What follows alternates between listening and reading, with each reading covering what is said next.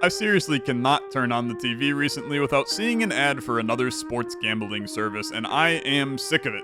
Gambling. It's a fickle and dangerous beast, ain't it? Games of chance, the feeling of potentially winning it big when you typically have the high chance to lose, so you keep trying something and losing, and trying it again and losing, and trying it again and losing, but finally you try it just one more time, and you get that win, that dopamine rush. And then comes the craving to jump right back in and try again. Yes, I'm in fact hitting you over the head with the analogy. I'm also describing roguelike games, and that is why it is not even a tiny bit surprising that quote-unquote gambling roguelikes became such a lucrative genre in indie gaming. Started by Luck Be a Landlord with the art of the slot machine roguelike, and then moving to Balatro with the poker roguelike. Every single day, more gambling roguelikes come out that are capitalizing on the dopamine rush, the big number mechanics to create and usher in a brand new era of indie gaming. These are the best gambling roguelikes out there. Let's hop in and learn all about them.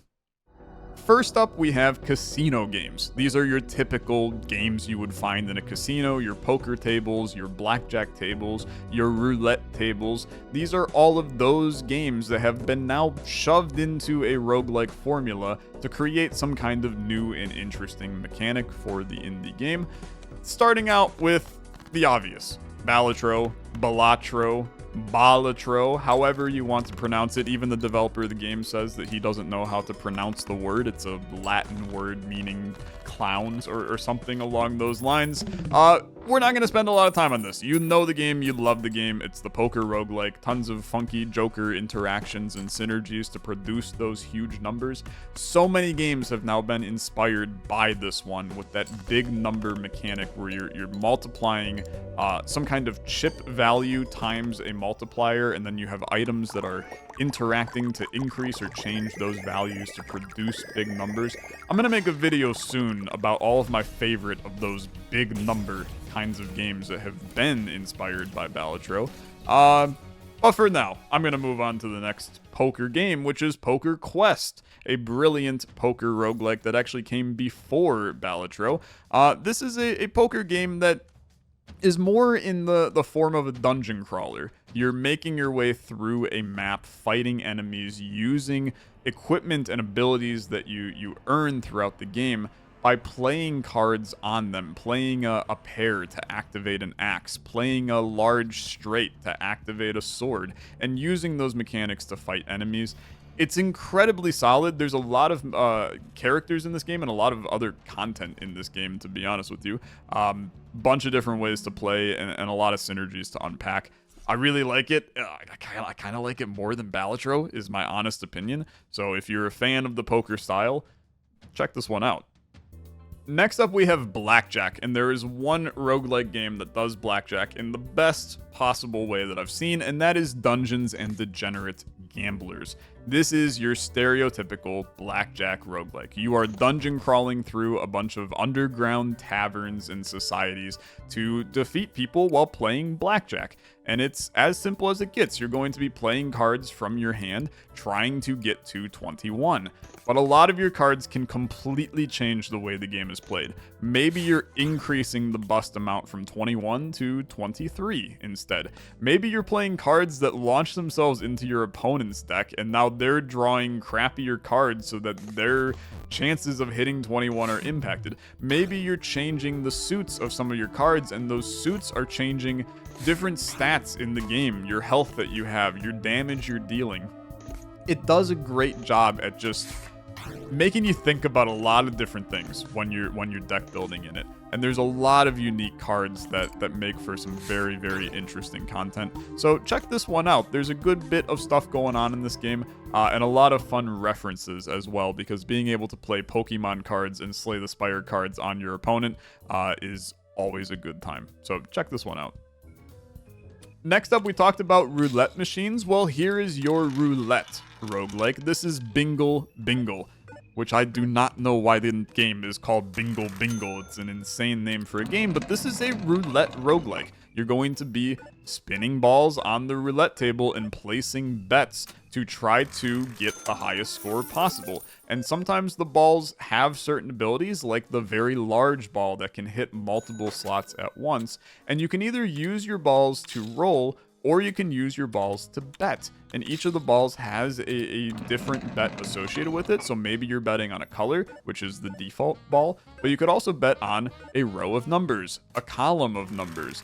There's all kinds of different ways to manipulate and change the betting and the roulette table itself, with a bunch of unique items and relics that also change the way that you see the game, that allows you to create these insane rolls that are getting a ton of money, and you have that typical rent style of the game where you're trying to get to a certain amount of money to continue.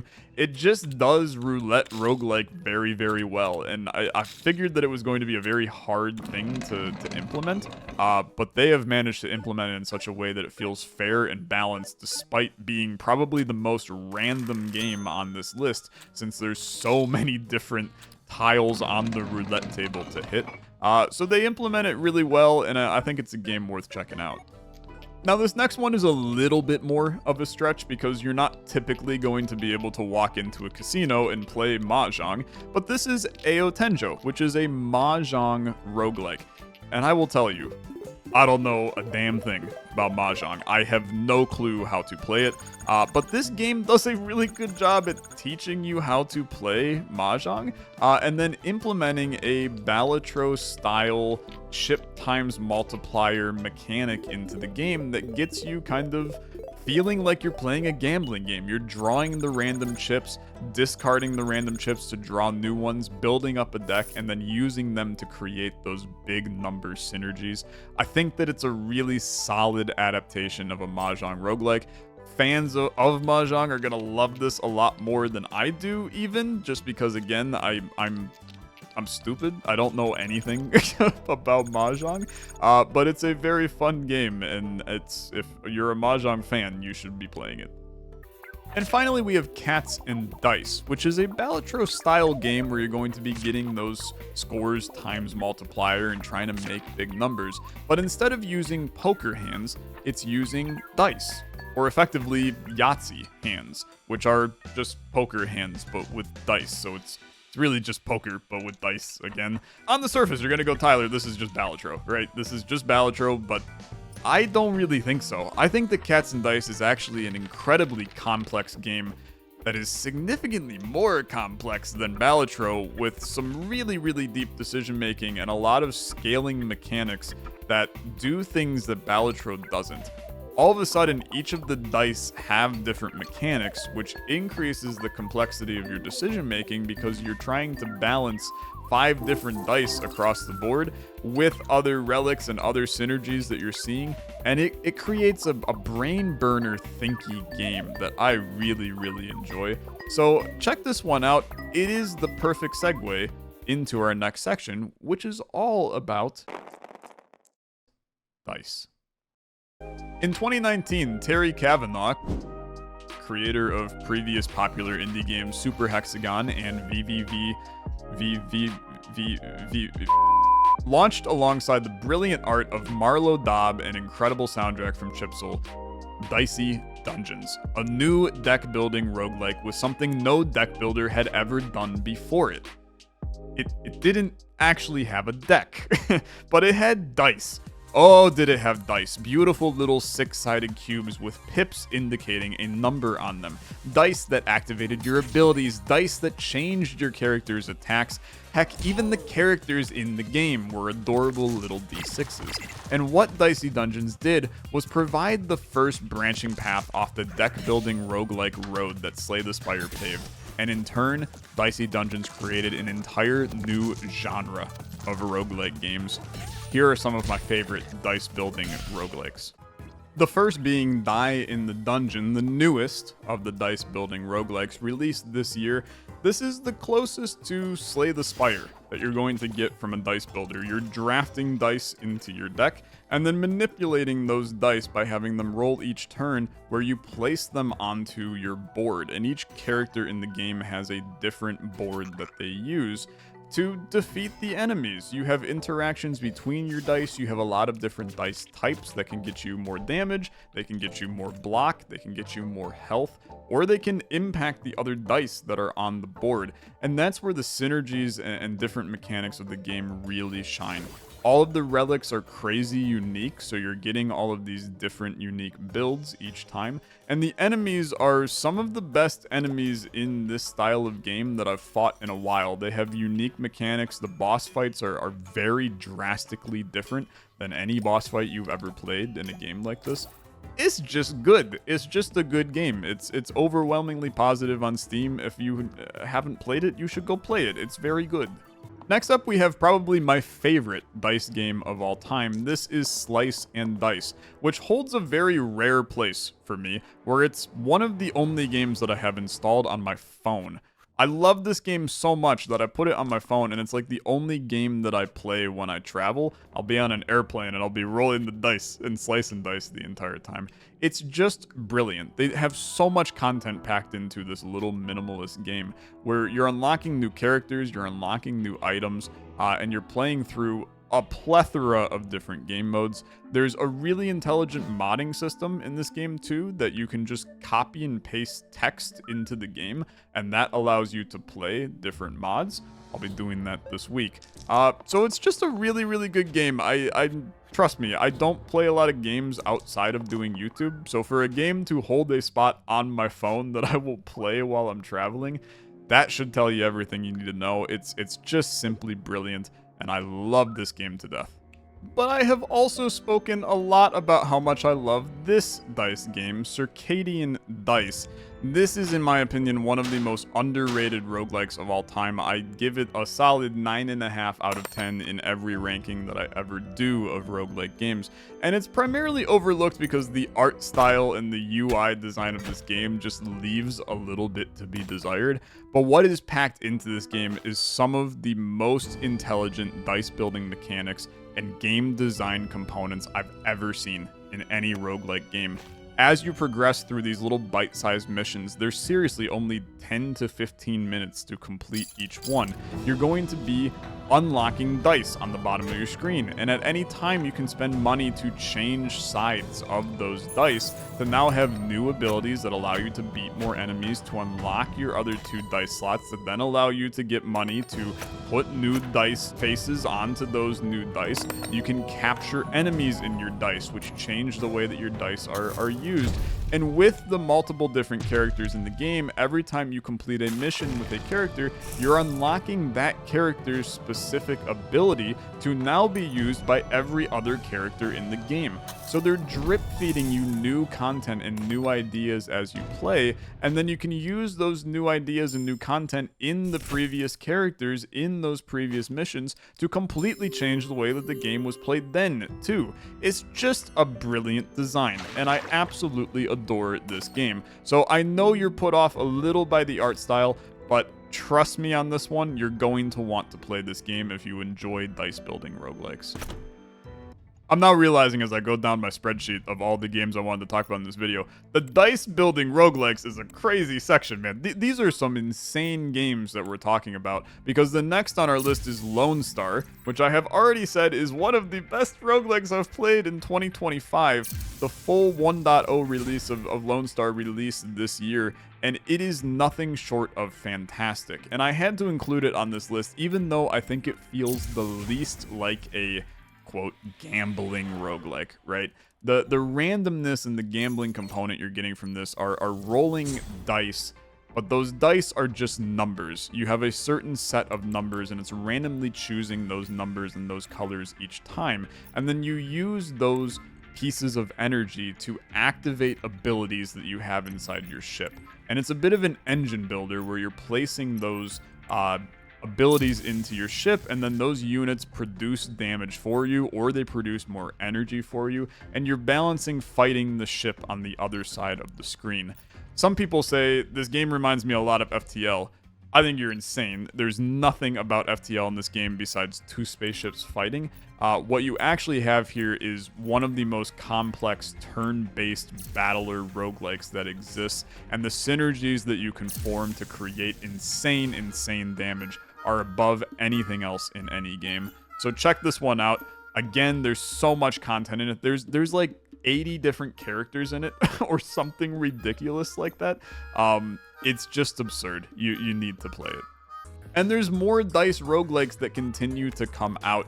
Games like Dice a Million, games like Blasted Dice. These are two that are high on my list, and we're going to check out the demo for them this week because their demo is live during the Steam Next Fest that's going on right now. So keep your eyes peeled for more dice building roguelikes.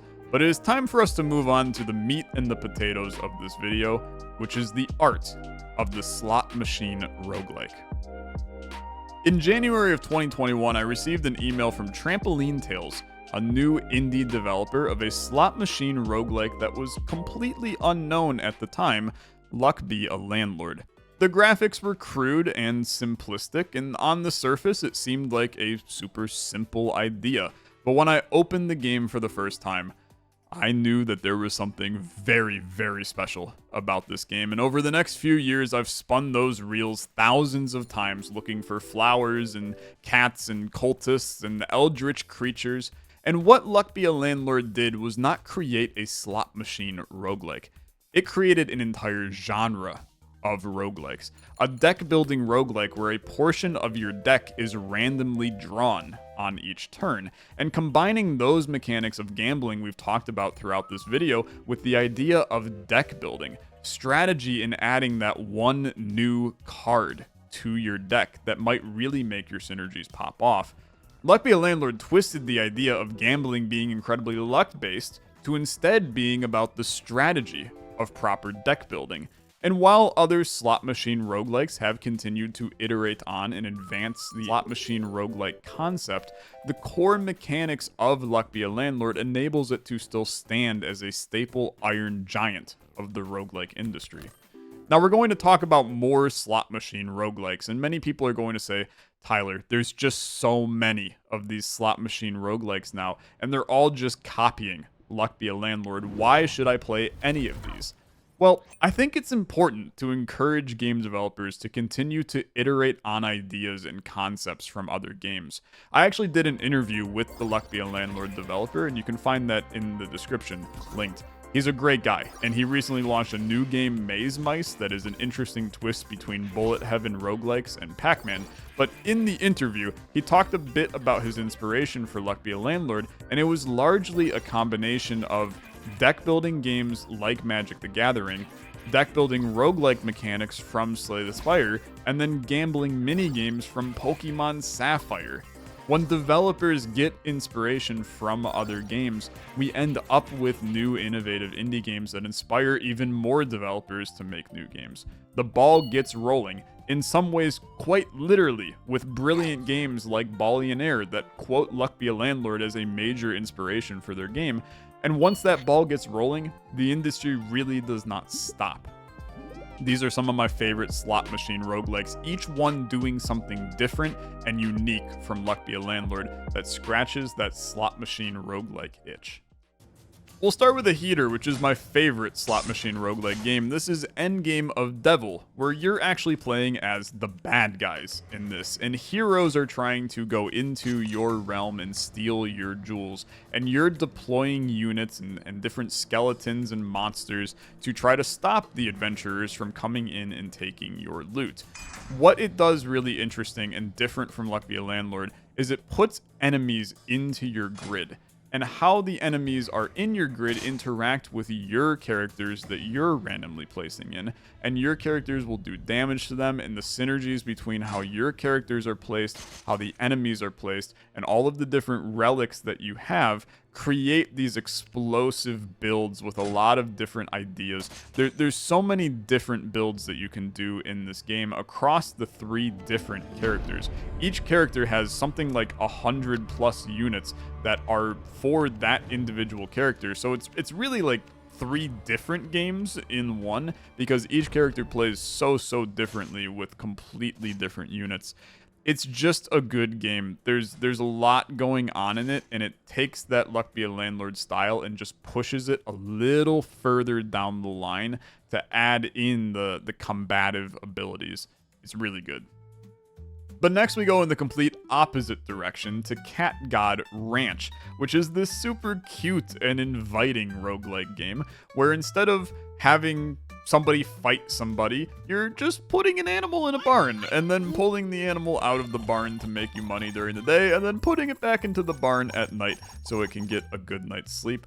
What Cat God Ranch is doing interesting is having different classes of animals. Instead of having all of your units available to you for each run, you're bringing in different classes of animals each time that allow you to build different synergies around those sets. Maybe you want to run carnivores and bugs on this build. Maybe you want to run birds and bugs on this build. There's a lot of ways for the animals to interact, and there's 100+ different animals in the game, so you have a lot of different synergies. You also have base characters that have abilities that impact the way you play. There's different maps for you to unlock and find. I just think that it's one of the better slot machine roguelikes. There's a lot of content and build variety in it, and you can't beat the adorable, cute little animals coming out and making noises every day. I just think that it's great. Now for another wholesome, cozier roguelike game, which if you enjoy the wholesome, cozy games, you may want to check out our Cozy Roguelikes video that we made a few weeks ago.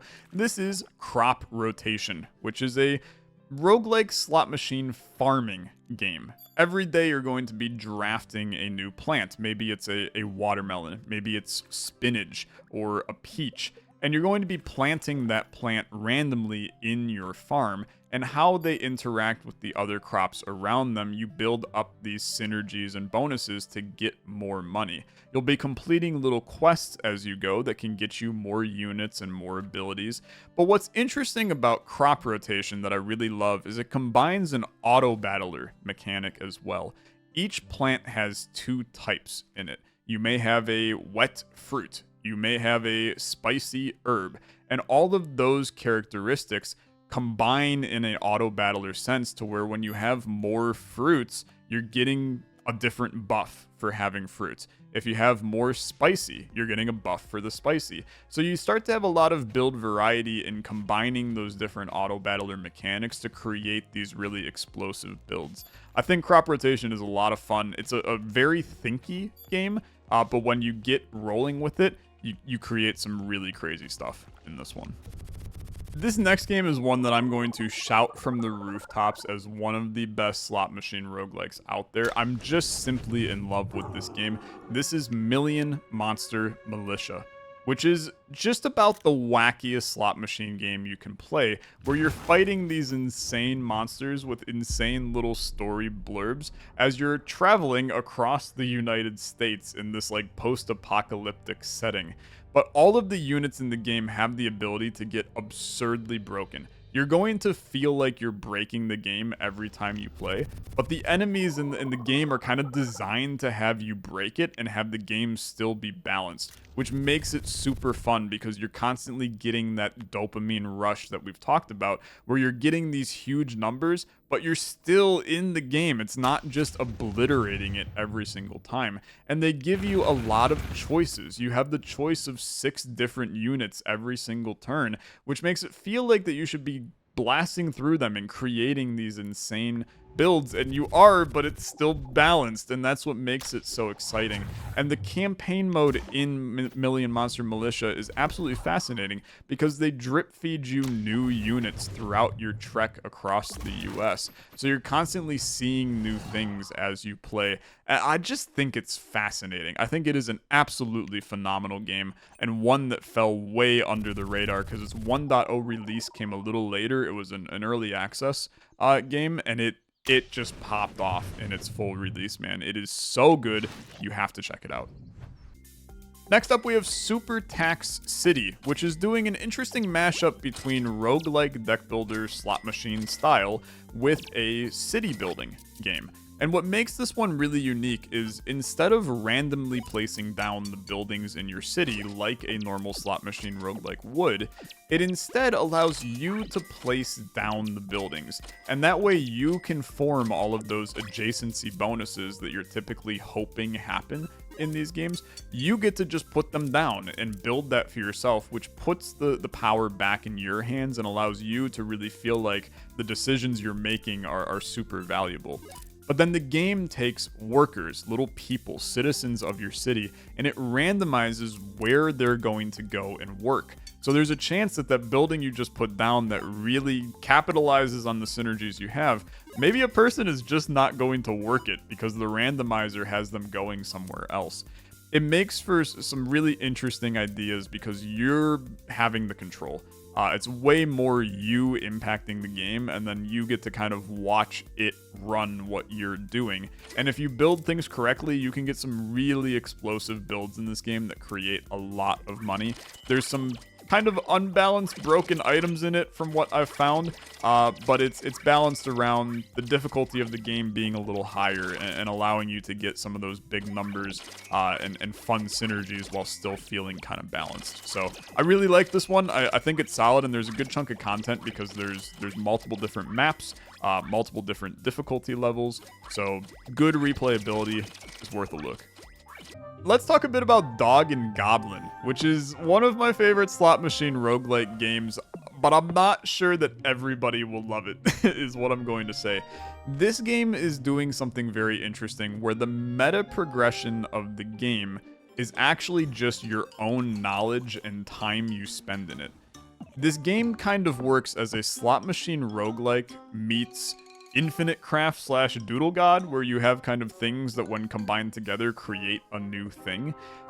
It's doing that, but in a slot machine game. So you're going to draft units that have hidden abilities, hidden combinations with other units that once you get them on your board, the game's going to go, hey, you can combine these together to create a new unit.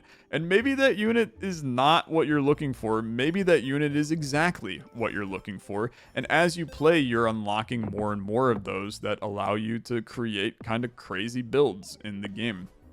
It's a pretty easy slot machine roguelike game. I've never really had any issues winning it. But the idea of unlocking that new knowledge and finding new synergies as you're playing and finding new units due to the crafting recipes they have, I just think that it's an interesting style, and I always have a lot of fun while playing this one. So it was worth a mention on this list.